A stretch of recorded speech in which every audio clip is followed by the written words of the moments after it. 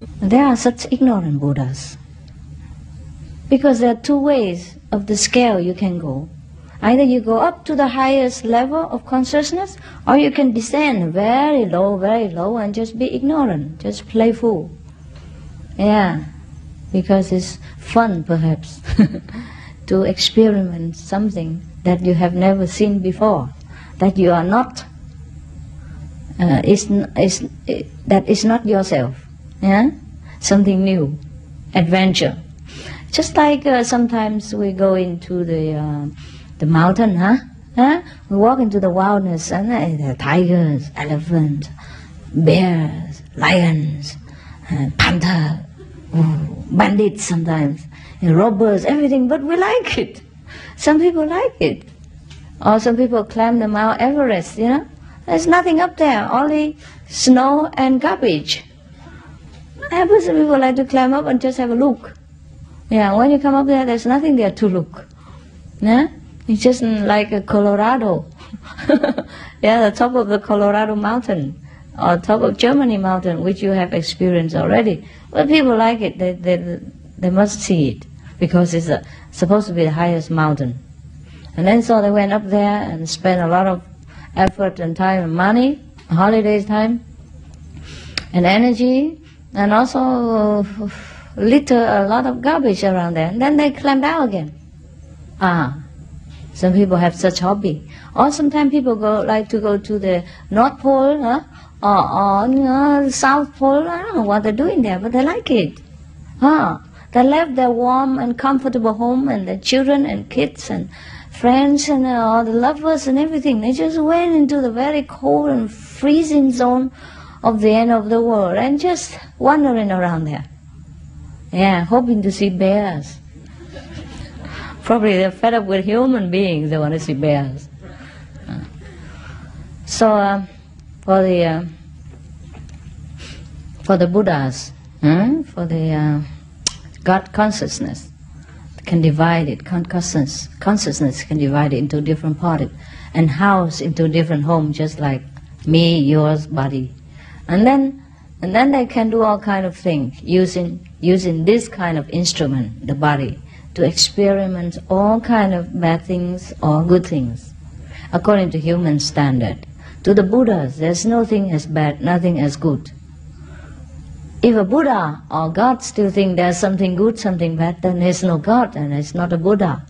But nevertheless, to us and to many others lesser beings, there are things such as bad and good, as devils and angels, because the bad things are the things that make us very uncomfortable and lowly and inferior. And the good things are the things that make us feel uplifted, happy, carefree, and liberated. So we label them good and bad, according to our emotion and feeling, and according to how we feel about it. You understand what I mean? So as the divided Buddhas, like us, and we try to get it. Actually, we are not divided at all, never have been divided, never have been born or die. It's just that our spark of the consciousness, or the consciousness just try to grasp some of the instruments, and then play different part or experiment different things. Just like me here, look, the whole body is mine, but then I use my right hand to grab a book, or the left hand grab a book, and the right hand I grab a pen, and the right feet I do something else, maybe scratching the left feet, or doing something, or kick somebody for fun, and maybe writing something like this. While I'm talking to you, I still can write. You see, my mouth is talking, my ear listening to your laughter or your response, and my right hand writing, my left hand holding a book, etc., etc. So actually, the whole thing is God.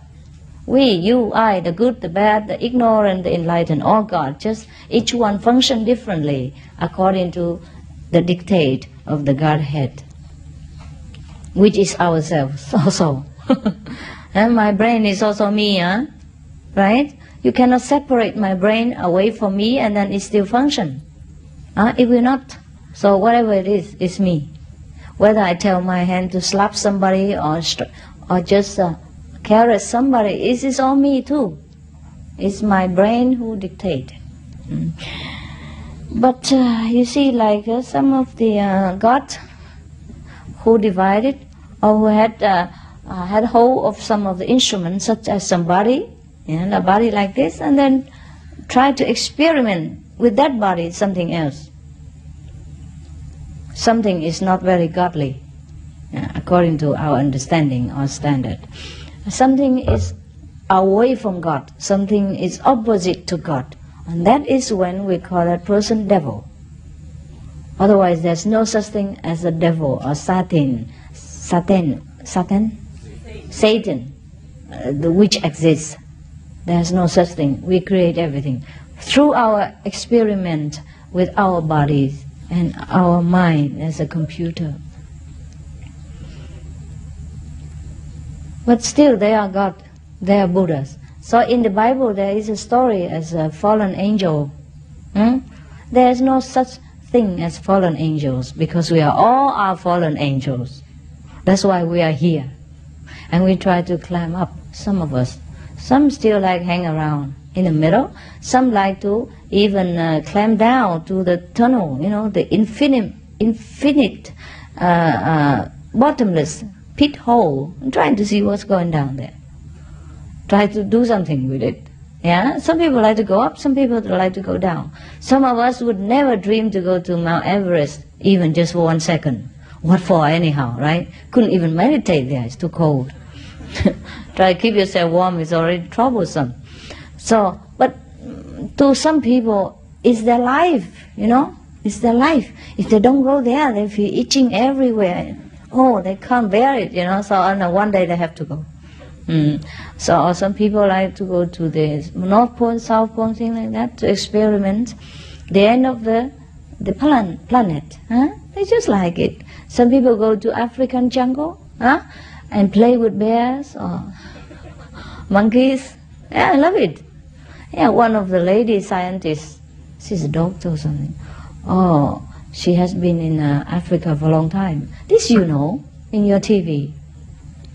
And all she has been wanting is just to touch the big gorillas, the black one.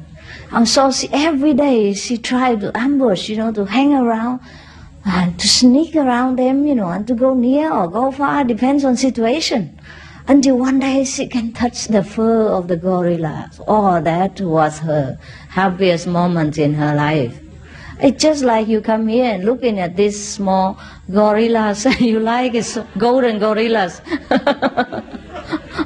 and if you can touch my feet or my hair, wow, that's the happiest day of your life. I think it's very much similar. So don't think I feel very proud of your love or your effort or anything. I consider I'm just one of those gorillas, but not in Africa, that's all. If I live in Africa jungle, maybe you don't take so much effort to go there and try to touch my fur, because I don't have one. Maybe touch my hair, but not my fur. But you see, even the effort that you use to come here to see me, I appreciate it, but it's no big deal. Some people spend all their life just to stake around the gorilla, stalked, around the gorilla until they can get near or be one with them. So what's the big deal that you spend all your time come here and try to touch my feet? And I have to wash them every day in case, just in case you happen to touch. You see, that's why I have to change all the time. I have to change my socks, my shoes. I might just well change the whole outfit. Because if you change different shoes, need different outfits, different socks. Yeah, so what I mean is we humans look alike with some very basic instinct, but we develop differently.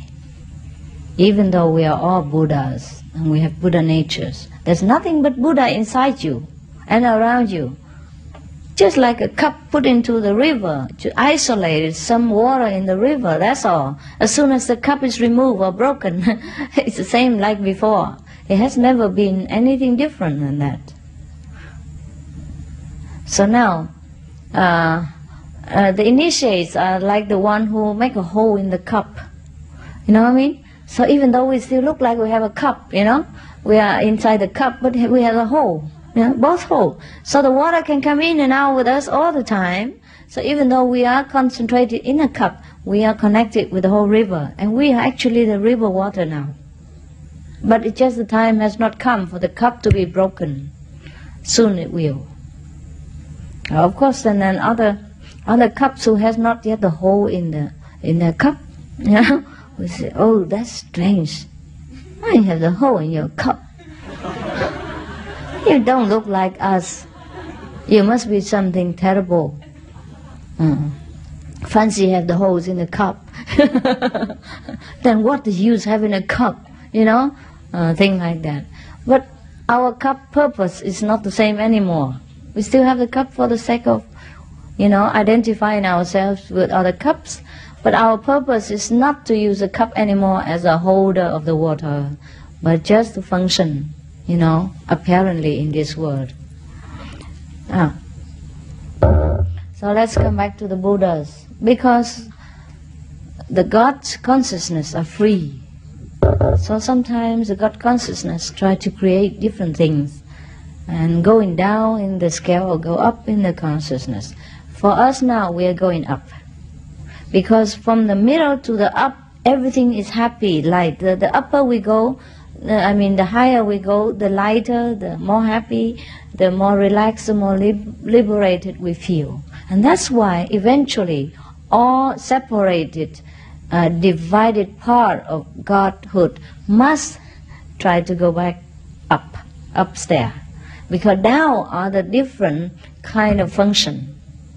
Just like from our waist down of our body, the function is different, right? Like the bowel is for digesting, the liver is for filtering the toxin, and passing water and passing excrement system. And the legs are to walk, thing like that. Okay, but from the waist up are a better department, even though it's all ourselves. Yeah, there are heart, you know, to function. If without heart, it's terrible. And lung, oh, very important. So we can take in the air. We live every day because we take in the air, and the heart have to pump the blood all over the body. Without these two organs, we die immediately. So that's that. And then the throat. To take in the food, nourishment for all the body organs, and the tongue just to taste good. That's a pleasure. You see. So there are different things. If you keep concentrating down on the body of yourself, then you cannot enjoy the food. If you don't use the tongue to taste and don't use the mouth to eat or communicate with each other, then there you're missing a lot. Yeah, because you have to communicate with each other through language and through eyes contact, and then taste the food, the delicious fragrance and aromas of the kingdom of the vegetable and fruit. So that we will feel good. See that? Now, similarly, if we keep going down in the scale of the creation, then we experience more darkness, more misery, more cruelty, more suffering. Until we had enough, we cannot bear it anymore. So we don't want to climb down anymore, and we don't want to create any more situations so that we fall down again. Now we try to create something so that it will lift us up, and then go into the upper consciousness, then we will feel better. And the higher the better, the higher better, and then we say, oh yes, now that's that. That's the way it should be. Oh, now I want this. I don't want that again. I don't want the lower and dark and suffering anymore. I want to go up. That's why after initiation, after you meditate more and more, you feel light-hearted, you feel free. You don't care much about your material comfort anymore. Just the minimum we do. So you come here, you pitch a tent with camp, you fight with the weather, with the flood and the mosquitoes and everything. But it's all right, because your heart feels good. You feel good, you feel at home, you feel this is the simple life that you want, even though your karma do not yet allow you to come and live permanently like this. But sometimes you already feel good. For 1 or 2 weeks or month, you already feel good. You feel, oh, this is the kind of life I want. This is the carefree style that I always wanted.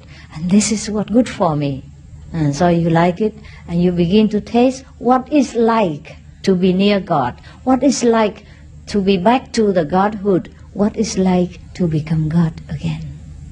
Slowly and slowly you like it, and I said, wow, this is it. And stupid, you have left all this before. You should have enjoyed all this, but you deny it so that you can taste it again.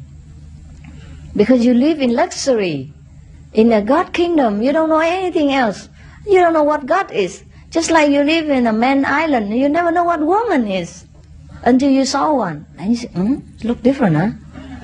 Yeah, this definitely not us, huh? Yes. It's just like the Cambodian people also, huh? They have never seen such an unconditional, loving group like us. So when we come, they begin to realize that we are different.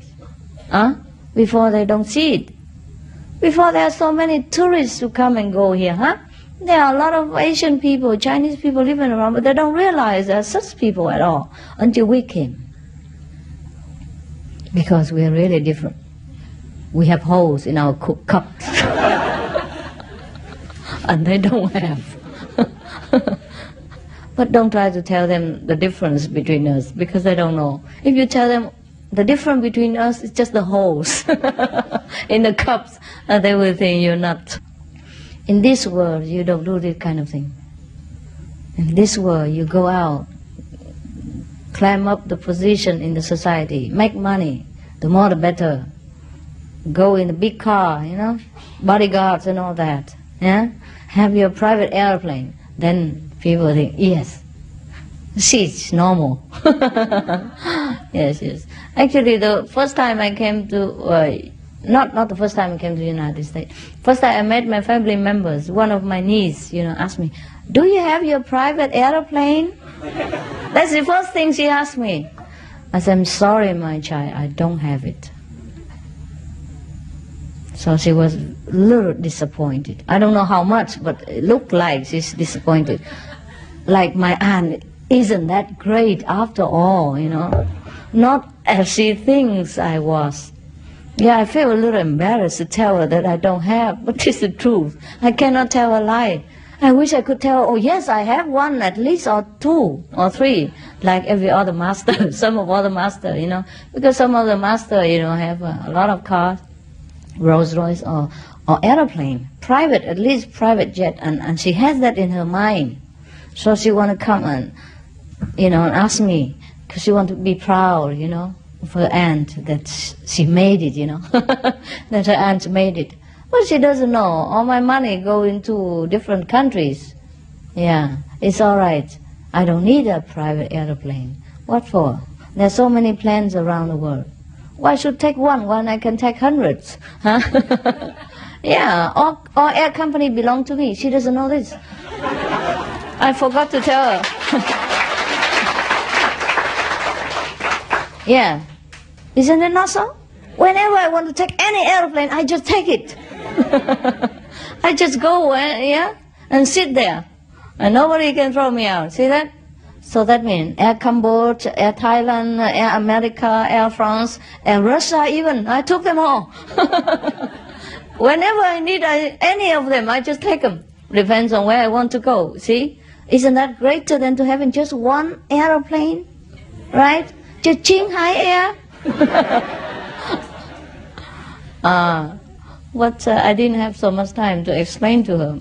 Yeah, I was feeling a little embarrassed to disappoint her, so I was kind of speechless. I saw her disappointment. Yeah, and I know how she felt. I wish I could have told her something else, make her feel better. But because it was the first time I saw them for nearly 30 years, I was speechless, I wasn't also emotionally happy. And I didn't think of airplane at that time. I have forgotten, and all my wit and my humor is gone. Yeah, I was so emotionally happy and was speechless. But if she came and asked me now, I'd tell her.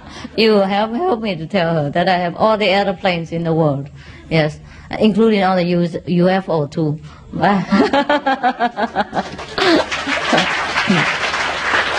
Yeah. Whenever they let me use it, I will. The UFOs. Yes, yes. Because we are a little different, really. Huh? Because we're so much more detached than many of the people in this world. And the way we do things are very simple and carefree and unconditional. So the people of the world are not used to this kind. Yeah, you understand? Not used to this kind. So that's the difference between many people. If we use our creative thinking and our creative energy for the good purpose, then the world go up and up, up, up, up, up, up, up, in all kind of development and all kind of benefit. If we use it in a lower down scale, then wow, we also create a very, very big kind of negative force, and that can destroy humankind or the planet. That's why we had a lot of atom bombs, war, kills millions of people, a lot of very terrible chemical and germs weapons, which also create a lot of suffering for mankind and other living beings as a whole. Because some of the human beings prefer to use their genius in that way. It's a pity, but okay, the world is like this. So it's not that we come here and try to expect that everybody become as good as a Buddha or as angels or as ourselves, but our purpose is to show how good we are, that's all. And no, nothing else. Nothing else in return. That's our duty. Always have to show how good you are, how good we are, that's it. And not to wait for the other to show how good they are, or whatever they are. Our purpose, our duty. And for our own good, we always have to show that we are good. That's the part that we must show. That's the part that we must develop. And that's the only choice if we want to be back to the kingdom of God and be God-like, or return to be one with God. If that is our purpose, we must always be good, be noble, and disregard of what other people show, how they show themselves, how they choose to represent themselves at that moment or any moment of our life or our encounter. Now you understand why the world is like this.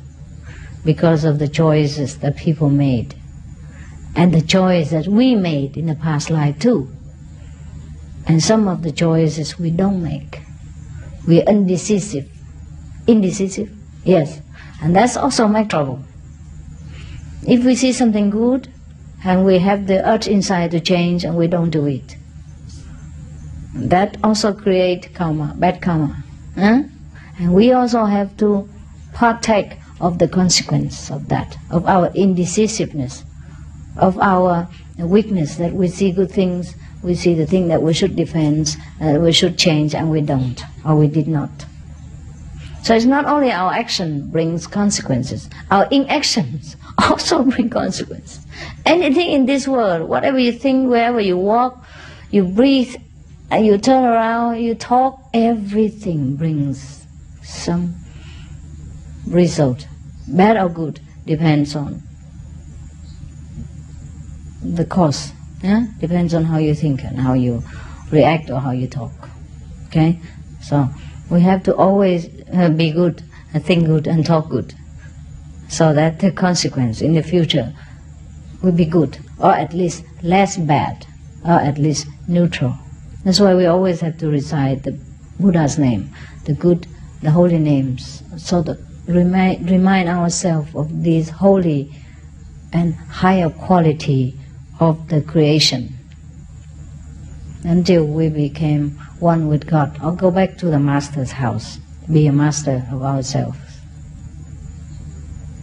That is the place where we can feel eternal happiness. And because we already know ourselves as what we are, so we have no need to make trouble and create bad things again. We already finished our journey, our realization, finished the experimenting process. Then we became the master, okay? And when we know everything. All right. You have any question? No more? Anyhow, because I know we sound a little crazy, but I don't know if anything better to do. You know, there are two choices. Either you go into the world and help the world, yeah, do what they need you to do, or you retreat into a desert or Himalaya or whatever and just meditate.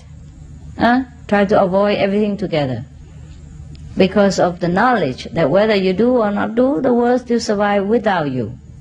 And there's nothing to do in this world because of that knowledge. But also because of that knowledge, you just do it. Because you do or not do makes no difference to you.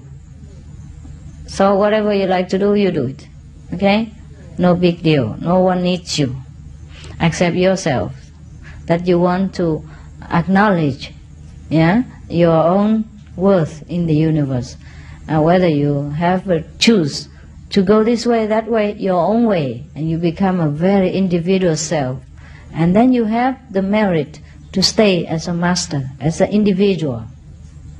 Or you merge back into Godhead and became nothing like before. Just enjoy bliss if you like. Only if you have chosen to create something new for yourself, something extraordinary, something that is not from books or from other people's knowledge and experience, but something uniquely yourself, then you earn the right to stay individually or as a master. Understand that? That is when you became Buddha. Individual Buddha. Even though you have been a Buddha before. That's a different thing.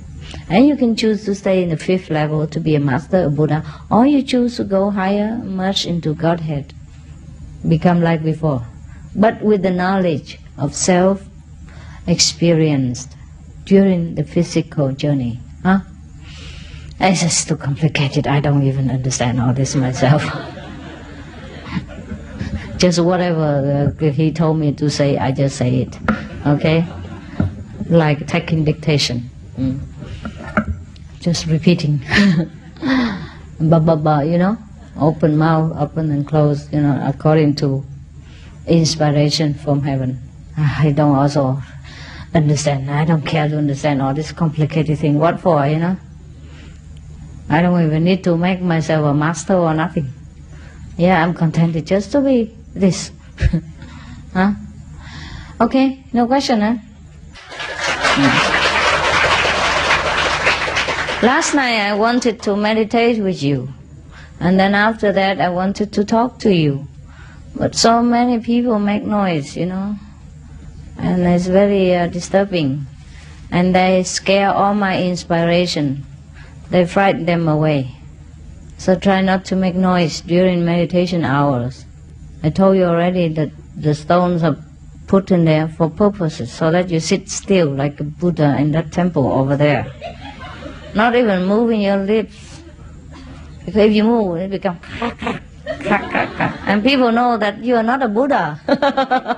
What a shame, huh? Because everybody thinks you are Buddha already. Who knows that the next one to you is not a Buddha or not, you know? Already made become Buddha or not. So better don't show your bad side, huh? Let people think that you're a real good practitioner. Sit there, don't move. Yeah, some people don't move at all. I saw them. They sit very, very quiet and long time, you know, with their head on the shoulders of the next person.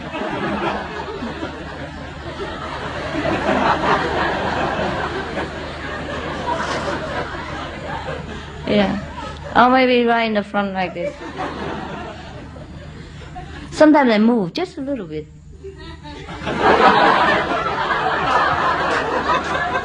Just a little bit like this. Or jerking, you know. It's just because the neighbors snore too loud, that's why. He was very quiet, and then some neighbors snore like, and then it.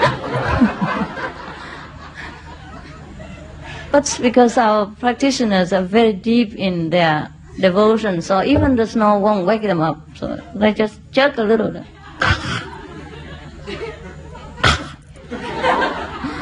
Okay. I'm very proud of you. You don't have to wear all this, okay? Yeah? Let outside people wear them. Because you're already beautiful inside, right? Huh? Except when you have to go to work or see the president or something. And you should wear something like this. Does it look too much? Looks okay, huh? Yeah. Beautiful? Look like the way you like, huh? French, huh? Very Frenchy, huh? Or like a French fry. Crispy. You like to stay here? All of you? Permanent? Wow, be welcome. Good. But look like you feel good here, huh? Why is that? Because I'm here. I expect you to say that. Any other reason? Huh? Any other reason than that? Or everybody thinks the same? You like to help the people? Oh, really? Because the energy. You feel good? We feel good anywhere, anyhow. You know? Is that right?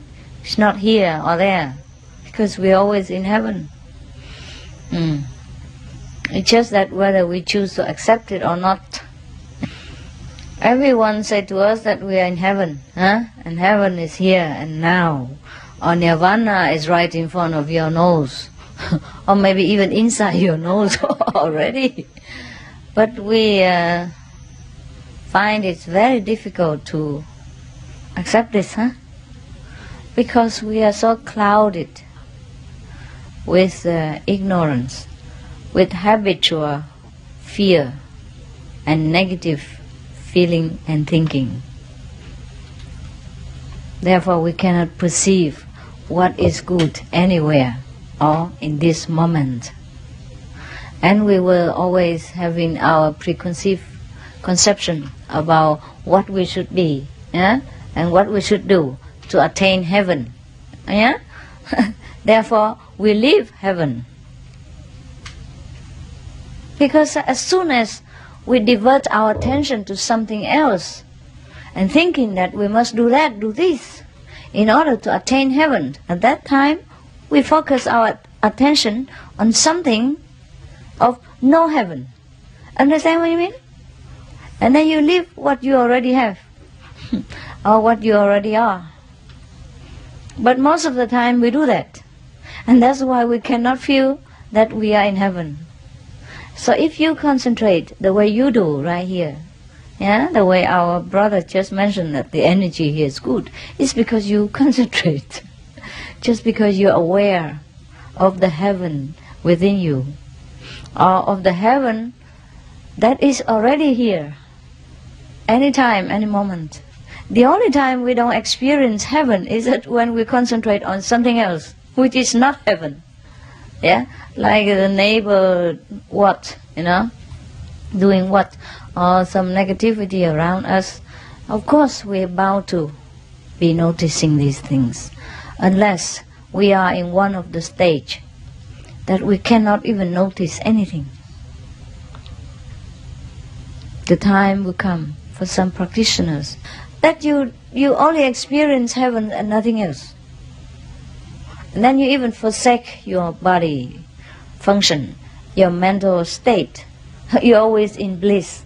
And that's why some of the practitioners in the Himalayas or elsewhere, in remote area or in some other places, see, in such a stage as in extreme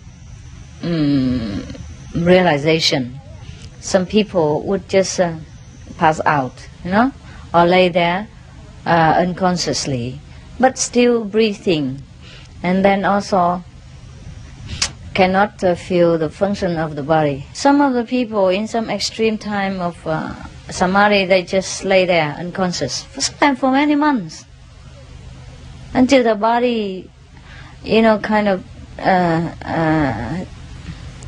deteriorated sometimes. And so very painfully they wake up and realize that this is not the way. And then they chose to be moderate, and be in the middle way, the way the Buddha did. And that's how they come to cope with the physical life again. Otherwise, sometimes if you are too absorbed in the power of samadhi, in the soul blissful stage of reality, and then you don't even remember your body exists. So you don't feed it. You don't let it have all the bodily comfort. But as long as that we still in this world, that means we are still in the illusion circle of the three worlds. That means, yeah, the mind, the body, and the functioning, also the feeling. The soul is still engaged in these three layers. So we have to fit the body in order to function and to fulfill our obligation in this world. Not that any obligation awaits us, it's just that we have chosen to come here to do something, so we better do it. Yeah? Otherwise we have to come back and do it again. But there are many masters and teachers, you know, those very highly developed souls. They don't have to do anything anymore. They're finished with their learning. Whatever they have set out to do or to experience, they have already done it. So they have returned to the kingdom of God, became the master, and was very already in a blissful state. But they have chosen to come back again as a messenger, as a, say, the leader of mankind. These are not a lot, but there are enough around us. If we see one, we know. If we really seek one, we know them right away, because they're very selfless. And they know everything, almost, at least whatever mankind required, they know. And they will seldom ask questions from anybody else. But people will come to them for questions, for answers, for their basic knowledge of mankind as well as heavenly wisdom. They will come to this kind of people. These are the chosen, the selected few, which we call master or messenger of God, or God-man, or what, the Messiah, whatever name you call them. These are few, but not that few. Every time, every period of time, every situation, there are always people like this, beings like this, very highly evolved, very noble souls who came down to the physical dimension like us, like ours, in order to lead us back into the nobility of the heavenly kingdom, to drag us out of this density of matters which is created by ourselves for some purposes. But sometimes we created it and it became too much for us. It's functioned further and stronger, more powerful than we expected, and we're out of control. And these beings like masters, messengers, messiah must come down and help us out of the maya that we have created, of the webs that we have entangled within.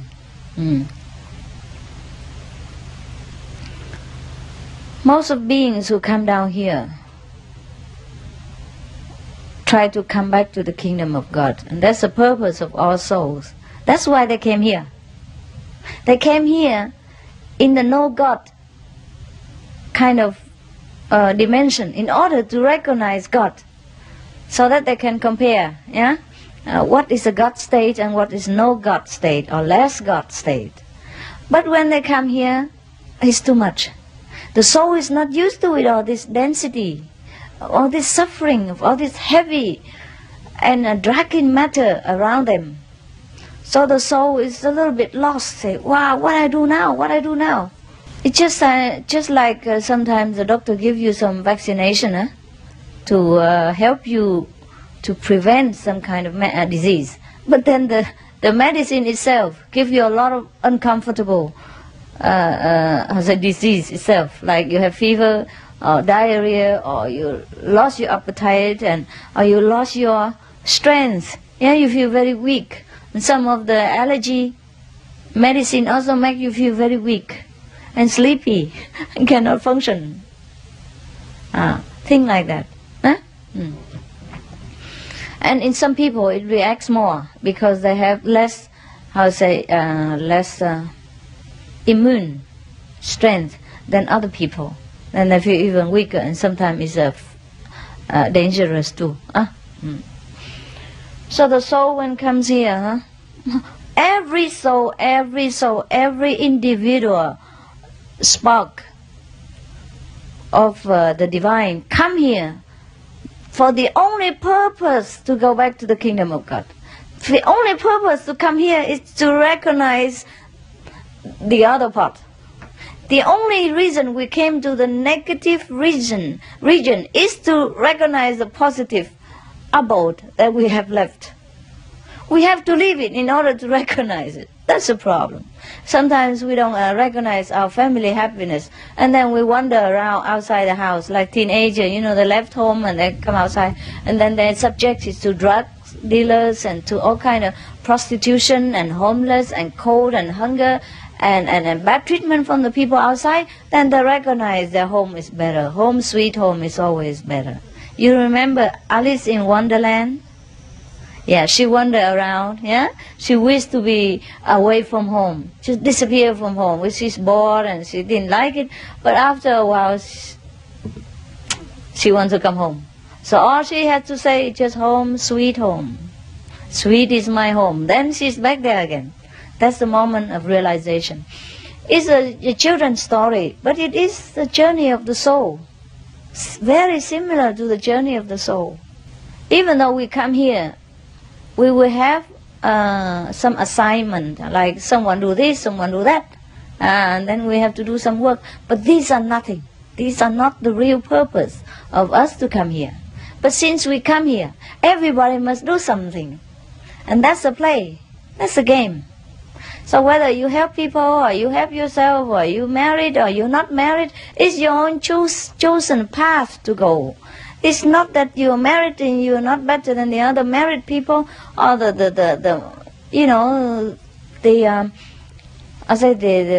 bachelor are better than the married people. It's not that so. Just the way you have chosen to walk in order to recognize yourself again. So like people say that you have to keep the commandments, the precepts, in order to go to heaven or to go to Buddhahood. I say it's not true. Not even the vegetarian diet will keep you, will send you to heaven. It's not a must. It's not an obligation. It is a signal that when you keep all these commandments, when you live according to these commandments, you have found the way home. You are on the right path. You already evolved, developed enough to come back to the kingdom of God and reclaim your own glory again. Just a sign. Just a sign. That's just like if you graduate in college, you have some diploma. The diploma is not for you. It's not an obligation for you to have, but you should have it. Since you are graduating, you just do it easily. You pass the exam easily, and you got the diploma easily. Nobody forced you to have it. And even if you don't have it, it's okay. Just that means you're not graduated. So anyone within their heart, if they found themselves very indifferent to the worldly success or failure, to the fame and name of the world, to the passion and love of human relationship, to everything that is important to human survival, if anyone is ignorant, indifferent to all this, then they must know that they have evolved very, very far. You understand? So the commandments or the precepts are not from me, forced upon you. So don't complain to me, it's too much or anything like that. It is even for you, you should realize again that the 5 precepts or the 10 commandments, even in that matter, are not obligation from God to tell you that you must keep it or you go to hell. It's not that. You choose what you want to be. You do what you want to do. You do what you passionately want to do. Because that's the only thing you must do while you are here. But remember, the real purpose, the main point in this game is to recognize who you are again, who you really are, not who you are at this moment, but to recognize the real purity, glory of the soul, of your true self before you descend into this world. And must know that the only purpose for you to come here is to recognize the other side. Because without this negative and suffering and dark world, you cannot recognize the light that you are. Nothing to compare. And so, that's why. It sounds ridiculous to me too. But that's the way it is.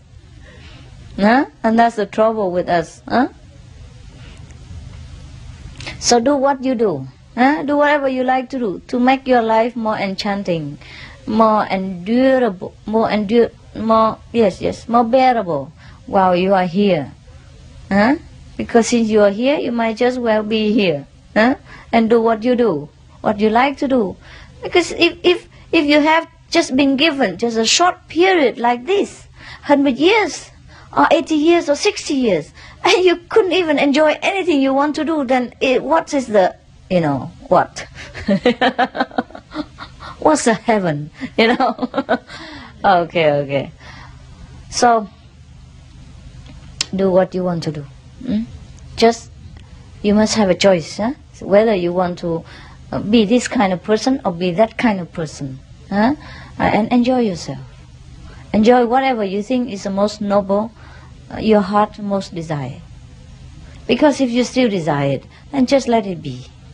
If you don't desire it, that means, okay, that don't interest you.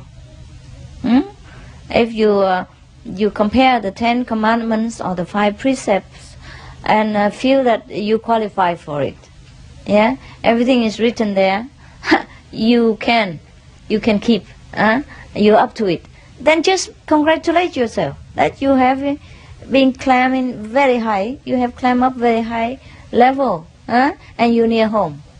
Just like you go near from America, you take an aeroplane here to the airport, I'm nearly near Master's place. And the nearer you come, the more signs of it. Like, oh yes, there's a shop over there. Oh, there's empty land. And then some cows, yeah? And then a lot of soldiers, walking around on the street. Ah, yes, that's my master's home. Oh, it's my home, our home, huh? It's our home in Cambodia. Okay, just a sign that you're near there, near here. Similarly, when we're near heaven, there are signs like this. Because you will not want to steal somebody's good anymore, since you know everything belongs to you. And that you have the whole world to share with each other. Nothing belongs really to you yourself. Then even you want to give, not to take. You only take what's necessary for your daily use, and whatever left over you want to even share with other people, because you know it's like our common kitchen. Everything belongs to us. All of us. So you wouldn't like to go into my kitchen there and steal something for yourself. You probably will do it when you're hungry, Huh? When you didn't have enough lunch, or you were late for lunch, or you were too deep in samadhi and,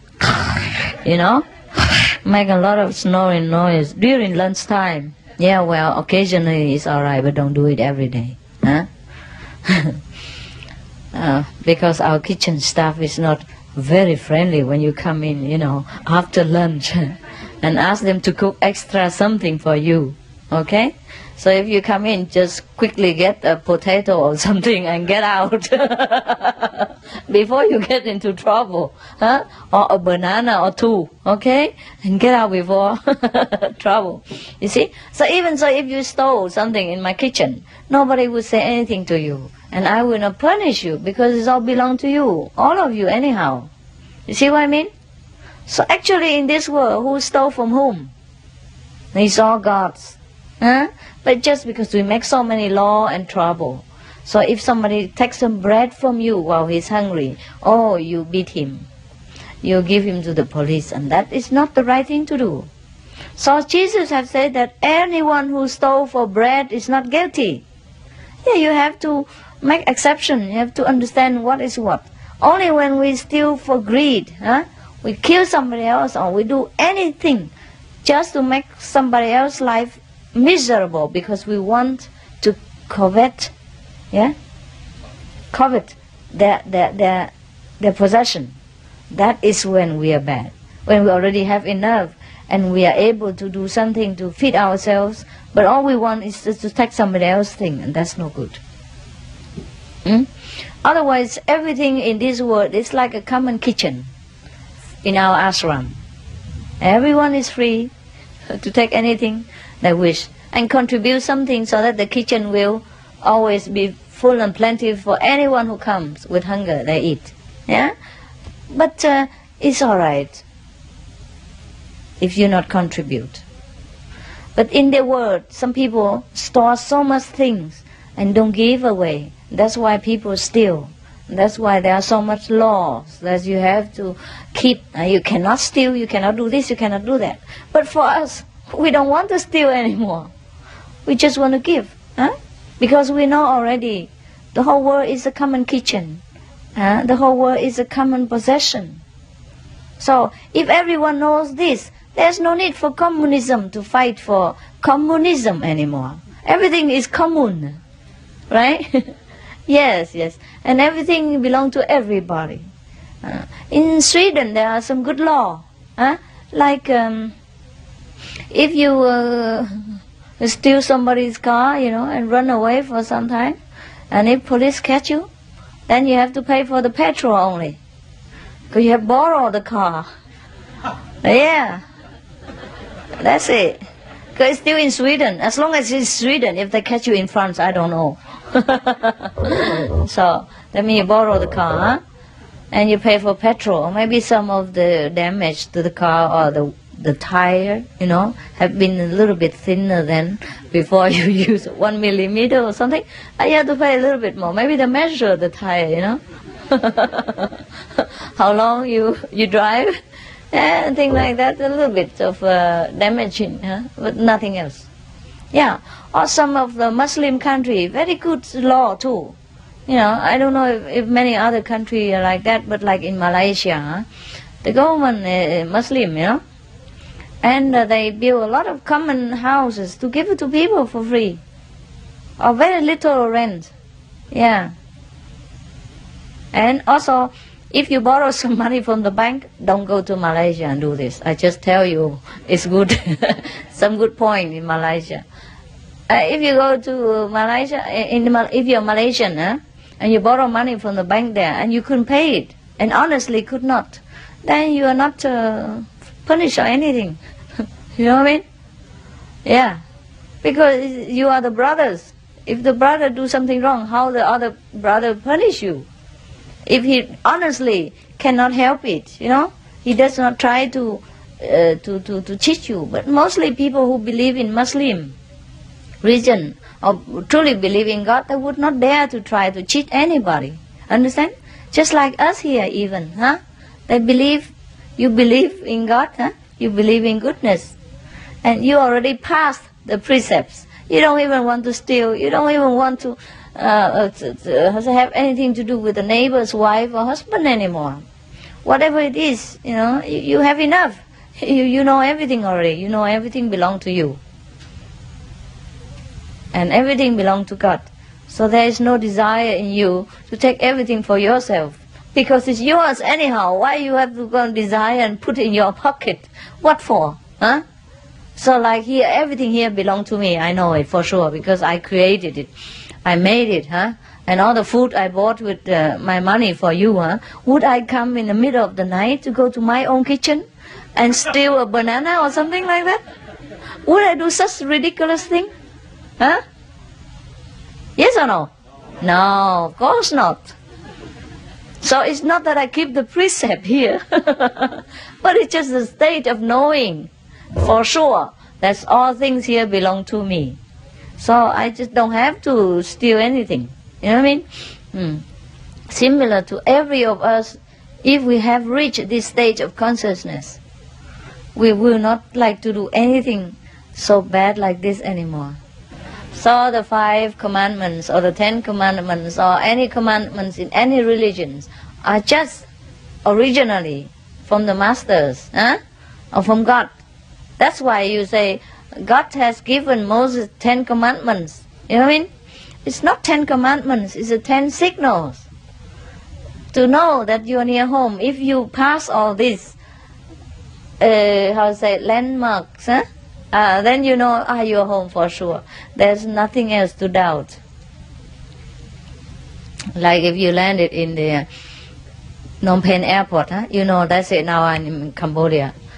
The whole world can argue, but I know I'm here. That's that. So it's ridiculous to tell me that why I tell you 5 commandments or why the 10 commandments too much for people. It's nothing too much. If you don't pass these exams, then just stay where you are. Know that you are still in kindergarten or still in high school. That's all. Nobody say anything to you. If you want to stay in high school, it's all right. That's that. So, but very difficult for the high school student to go to college, even if he wants to. Why? He's not equipped with college, ability. Similarly, for many of the sentient beings in this world, very difficult for them to follow the saintly path. So everything is difficult for them. Meditation, too difficult, too long. 5 precepts, too much. Vegetarian, gosh, who can eat this? I thought vegetables are only for animals, thing like that. See what I mean? So it's their choice. They cling to their choice of life and the good experience that they think they derive from this kind of stuff. Like having a groovy life, with a lot of passionate affairs going on all around the clock, eating all this bloody, meat on the table, things like that. And they think it's good. And they dare not try anything new. And then they reject anything new, telling them, nah, I don't believe it. And don't believe it, don't even try. Sometimes for me also, like I'm used to it, one kind of food or something, and if you give me another, before I try it, I said, nah, I haven't eaten that before. I'm not sure I like it. I don't think I will try. But then when I try it, I'm hooked on that and continue to eat more. Yes. Similarly, people outside, they don't practice Kuan Yin method. They don't think of going back to the kingdom of God. They have forgotten their purpose of coming here. Because actually everything created from God is also fun. So this world is also fun for them. Wow, a lot of things to do. So sometimes they deliberately try to hang on, hang around and slow down their journey back to the kingdom of God so that they can enjoy something more. Because, oh my God, just go back to God, then it's so easy, nothing else to do. Let's hang around. Just like some people make a bad joke, like, a lot of people like to go to I'll say, to hell, better than go to heaven. And the other person asks, why? He said, oh, in hell there is a lot of things interesting, you know, but in heaven only good things.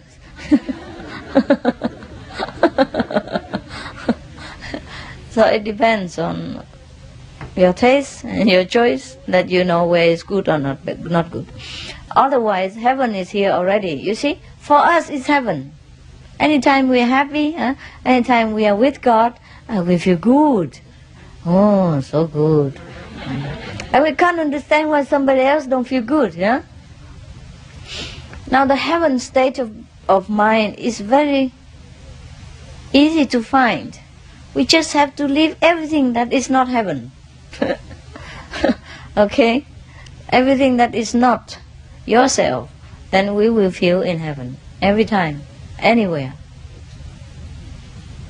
But difficult for many people, because they just focus their attention to everything that is non-heavenly. Therefore they cannot experience heaven even though it's there. Huh? So just like you, when you're at home and you have your house, you have your job, sometimes high position, and people respect you and call you boss this, boss that, huh? But still you don't feel good. You don't feel so at ease like here, while you sit on the floor like this, you know, so humble and and happy, and you eat simple food, sometimes steal something in the kitchen. But you feel good, Feel good, So the heaven state of mind is your own. Nobody can steal it. Sometimes they can. Sometimes they can. If the ignorant people can bother you so much, just like you're very tired, you can sleep. You lay on your bed and you just sleep very deeply. But the spouse next to you, sometimes she cannot sleep. She can also drag you out of your sleepiness. Is that not so? And wake you up all together and bug you all night long. Yeah. So it is possible that even though we are in a state of heaven, if we live with people, you know, we mix with a lot of people, well, they are sleepless, you know. They're restless in their soul. They can also make trouble for us. And that is true too. But that's the price, you know, we have to pay if we want to awaken other people and remind them of their purpose. That's why all the saints have to suffer. That's why Jesus has to suffer. Buddha suffer. Kongzi suffer. Anyone who tries to help mankind to remember their purpose on earth suffer. So it's not that you cannot, but you have to toil with them. You have to suffer with them. It's like you come inside the sea to rescue some drowning person. You sometimes almost drown, or drown yourself too, or exhausted. At least get wet, and exhausted when you come back into the shore with that person or with not, or that person come in and you get down. Sometimes, so you have to be a very good swimmer in order to rescue people. But that doesn't make you not wet, or exhausted, Yeah, any work take effort, and everything has a price. And if you come here and you already know the truth and the way of awakening and the purpose of this life, and you don't share it with other people, you also feel bad. And that also nagging in your soul, and also a kind of nuisance. You know what I mean? Oh, you get sick, you feel sick, you feel bored, and you feel itchy. Yeah? And then you scratch here and also don't look good either. And then finally you say, okay, let's just, get out and do it. Because all the soul has this purpose in mind. Either he's already realized souls, or he just realized soul, or on the way to realization. They all have this duty to rekindle the memories of the other brothers and sisters about their purpose. of coming back to the kingdom of God. Because that's the only purpose that why we come here. How paradoxical it seems to you, it still is. It's still the only sole purpose of wanting to recognize the light, so come into the darkness. The only purpose of coming to the darkness in this universe is just to recognize the light that we have. That's why we create this body by our own power of creativity to condense the matter together, become one piece like this, from our billions of units of energy, of different kind of intelligence and abilities, to condense together, make it become a body like this, all concentrated, so that we have all the information, all the tools, all the abilities that we need in order to recognize ourselves. So everything boiled down to this. You come here so that you can go back. Isn't that stupid? Sounds stupid, but that's the only thing to do here and there or anywhere. Because we have been in heaven so long and we have everything we wanted. So we want to know what is this like about what we are having now and what we really are now. What is it? You know, what is mean heaven? Huh? So you have to go down to hell to get it. To say, oh, go, no, not this one. Now I know it. And okay, get me back quickly. Oh, that's what it is. Huh? But it sounds very paradoxical. But otherwise, can you imagine what else to do in the universe?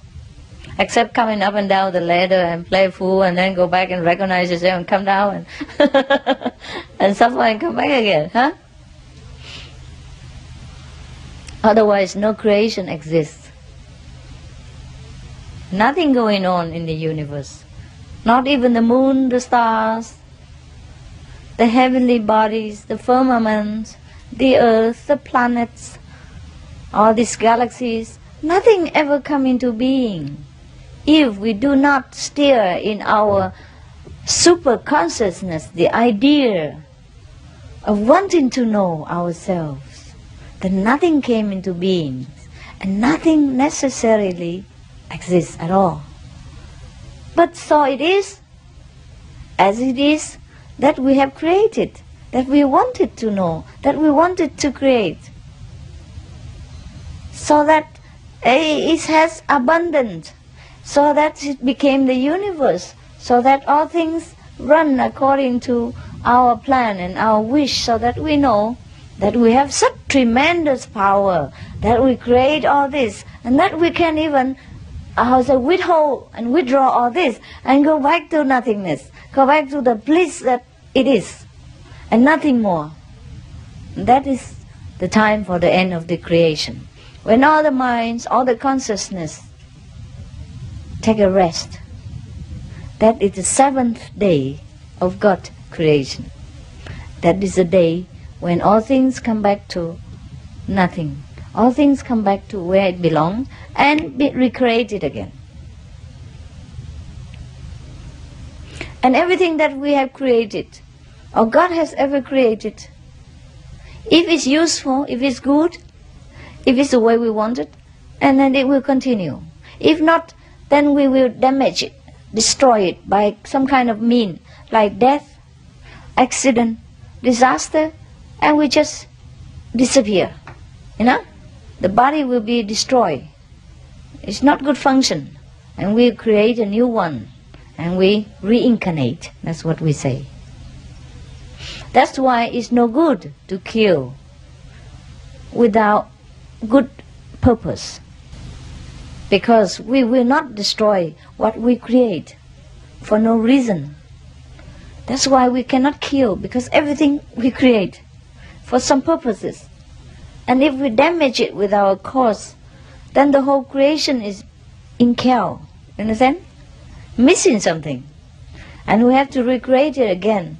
But the time shortage and the gap between the creation create a lot of chaos in the universe already. So we have we will experience a lot of mishaps or accident, thing like that, out of this kind of, you say, random killing, random destroying our own tools and purposes. It's very complicated, huh? Is it? A little bit, huh?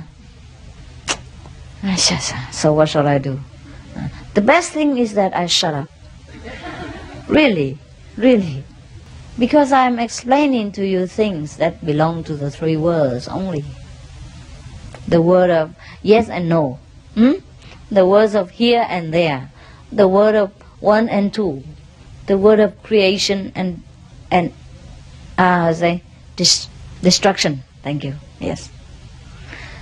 In the absolute abode, there's no such things that we should talk like here. We understood without spoken.